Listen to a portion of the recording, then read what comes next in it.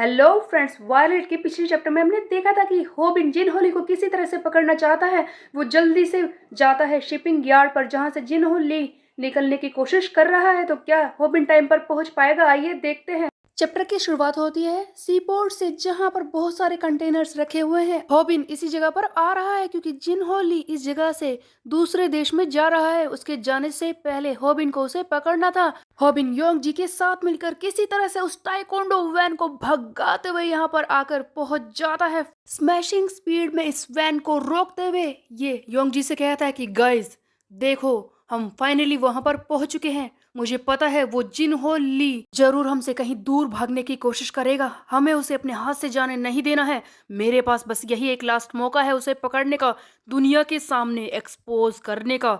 और हम ये मौका हाथ से नहीं जाने देंगे। लेकिन ये इतना आसान नहीं होगा, क्योंकि जैसा कि मैंने एक्सपेक्ट किया था, हमारे सामने बहुत ही बड़ी रुकावट खड़ी है। हाइसू सीओ खड़ा था इसके सामने रोकने के लिए। हॉबिन कहता है कि हे, तू यहाँ पर क्या कर रहा है? तुझे क्या लगता है कि तू अकेला हम सबको पीट पाएगा? यहाँ से चुपचाप निकल जा बाहर। तुझे अच्छी तरह से पता है कि इस वक्त तेरे पास यही मौका है भागने का। समझा? मेरी आंखों के आगे से दूर चला जा। मैं तुझे बचने का बस एक लास्ट चांस दे रहा हूँ हाइसू, मेरी आंखों से दूर हो जा। उधर हम देखते हैं कि ये ताइहुन सियोंग बहुत ही जोर से आकर गिरता है वैन के ऊपर। कोई से बुरी तरह से पीट रहा था। ऑफ कोर्स वो जोशुआ होता है जिसके साथ ये लड़ाई कर रहा था। जोशुआ इसे नाइफ से काटने की कोशिश करता है। ताइहुन कहता है कि अरे यार, इतना जोर क्यों दिखा रहा है? लगता है तो मुझे बिल्कुल भी पसंद नहीं करता। हाँ, ऐसा है तो चिंता मत कर, मैं भी तुझे बिल्कुल भी पसंद नहीं करता हूँ। और दोनों के बीच में बहुत ही रैपिडली फाइट हो रही है। एक दूसरे पर ये जानलेवा अटैक्स कर रहे हैं। ताइहुन अपने डैड की तरह मूव दिखाते हुए कहता है कि बिल्कुल मेरे डैड जैसा ही है, या फिर ऐसा नहीं है? हाँ, क्या लगता है यार, बता तो सही। तब जोसो वो वक्त याद करता है जब इसने हांसू जियोंग को लड़ाई करते हुए देखा था, जो कि ताइहुन का डैड है। बिल्कुल उसी की तरह ये ताइहुन लड़ाई कर रहा है। तब जोसवा कहता है कि हाँ, मैं समझ गया, बिल्कुल सही कहा तूने, ऑब्वियस है तो उसी की तरह कर रहा है। बट ताइहुन, मुझे बस एक बात बताएगा?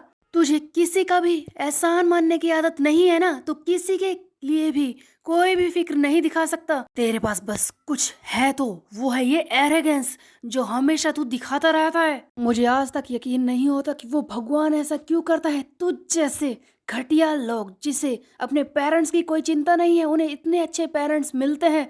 और मुझ जैसे जो अपने परिवार को पाना चाहते हैं, उन्हें एक डैड तक नहीं मिलता। हाँ, बिल्कुल सही सुना तूने, मेरा कोई बाप नहीं है। तुझे पता है, मेरे बाप के लिए बस मेरे दिल में एक ही चीज है, वो है नफरत। और जोसुआ अचानक से एक अलग ही तरह की मार्शल आर्ट को परफॉर्म करने लगता है। ऐसा लगता है कि ये कर्ली अर्निस को परफॉर्म कर रहा है, जो हमने देखा है लुकिस में जे को परफॉर्म करते हुए। ये वेपन के साथ इधर उधर से ताइहुन को काटने की कोशिश कर रहा है। ताइहुन ऑफ कोर्स ताइकोंडो की मूव्स दिखाकर इससे बचता है।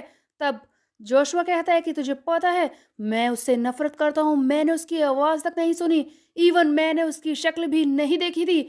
वो इंसान, मैं उससे पूरी दुनिया में सबसे ज्यादा नफरत करता हूँ। बट उससे भी बुरी बात क्या है पता है तुझे?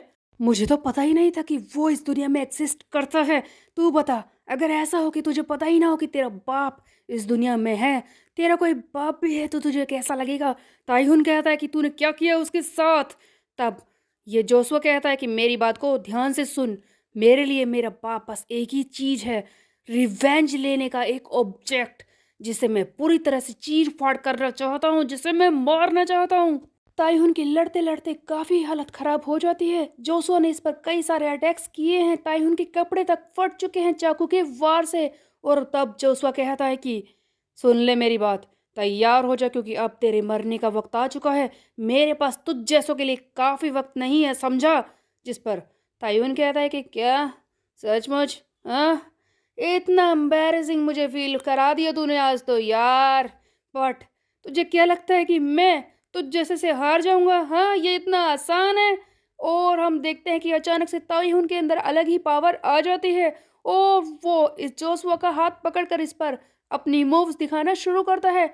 अचानक से ये अलग ही तरह के अटैक्स करने लगता है। जोशुआ इसके सर पर नाइफ से वार करने वाला था, बट ताइहुन ने बिल्कुल अपने डैड की ही तरह वो ब्लू ड्रैगन के पोज वाली ताकत दिखाई दी है। आखिरकार ताइहुन के अंदर का हांसू सियोंग बाहर निकल ही रहा था। ताइहुन अपने डैड की ही तरह इस जोशुआ की छाती पर अटैक करता है ताकि इसे मार सके, बट जोशुआ कहता है कि क्या तू जीत रहा है मुझसे, लगता है अपने ख्यालों में खोया हुआ है। तब ताइहुन एक फ्लैशबैक में याद करता है कि ऐसा कैसे हो सकता है, जब मेरे डैड ने ये ब्लो मुझे मारी थी अपनी फिंगर से, मैं काफी वक्त तक खड़ा भी नहीं हो पा रहा था, बट इस पर कोई भी असर नहीं हुआ। क्या मैंने कुछ गलती की है? क्या मैंने उन्हें फिर से एम्बेरस कर दिया? आह, ये क्या है? मैं क्या करूँ अब? मुझे ये सब करना ही नहीं चाहिए था। उनकी सारी मूव्स बकवास होती हैं। हाँ, मुझे ये करना ही नहीं चाहिए था। ताइहुन को अपने डैड पर कभी भी सही तरीके से भरोसा नहीं था। इसी बीच में एक और फ्लैशबैक दिखाया जाता है जहाँ पर इसका वो दोस्त जो बिल्कुल होबिन की तरह ही लगता है, डू वून, वो इससे कह रहा है कि देखा सेंसी, ये मेरी मूव, क्या बात है, ये बैक किक देखी? ताइहुन कहता है कि क्या बात है, तुमने तो काफी अच्छी तरह से बैक किक सीख ली है एक ही बारी में, तुमने ये कैसे किया? तब डुवोन कहता है कि मैंने इसके पोज को और इसके प्रिंसिपल्स को समझ लिया था सही तरीके से, इसीलिए तो मैं एक ही बारी में कर पाया। ये देखिए, आपके डैड ने सिखाया था, इस तरह से पीछे की तरफ झुककर इसे मारना है। तो क्या ताइहुन के अंदर यही कमी थी? सचमुच वो अपने डैड के द्वारा सिखाए गए प्रिंसिपल्स को कभी फॉलो करता ही नहीं था। उसने बस फाइटिंग करना इसीलिए सीखा क्योंकि इसे लड़ने में मजा आता था, उसे बस किसी तरह से किक करना है। लेकिन वो किस तरह से होगा, उसका प्रिंसिपल क्या है, ये कभी ताइहुन ने सीखा ही नहीं।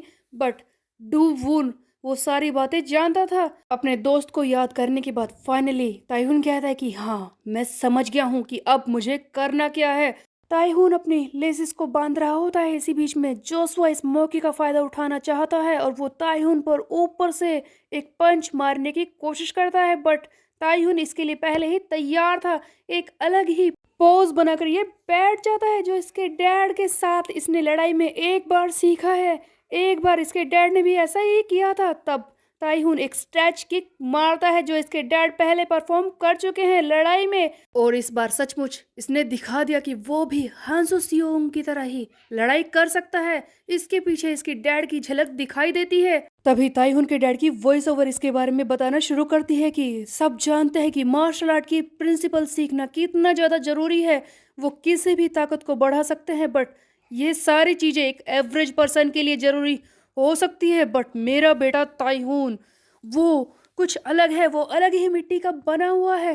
ताइहुन के लिए ये प्रिंसिपल्स ज़्यादा मैटर नहीं करते। इसके अंदर जो ताकत है, ये स्ट्रेंथ, उसको और भी ज़्यादा बढ़ाने के लिए, उसे सही तरीके से यूज़ करने के लिए बस ये प्रिंसिपल्स काम आते हैं जो बस इसकी टेक्निक को करेक्ट करते हैं। और ताइहुन ने वही किया था। सारी तरह के अटैक्स तो वो पहले से ही जानता है जो कि अपने डैड से सीख चुका है, बट वो प्रिंसिपल्स कभी फॉलो करता नहीं है, सही तरीके से इन्हें यूज नहीं करता। इसीलिए जब आज ताइहुन ने अपनी पूरी ताकत दिखाई, अपने पूरे टेक्निक के साथ इन्हें यूज किया, जोशुआ इसके सामने टिक नहीं पा रहा था। फाइनली ताइहुन के अंदर एक अलग ही पावर आ जाती है। इसके पीछे दिखाई देता है एक फायर फिनिक्स।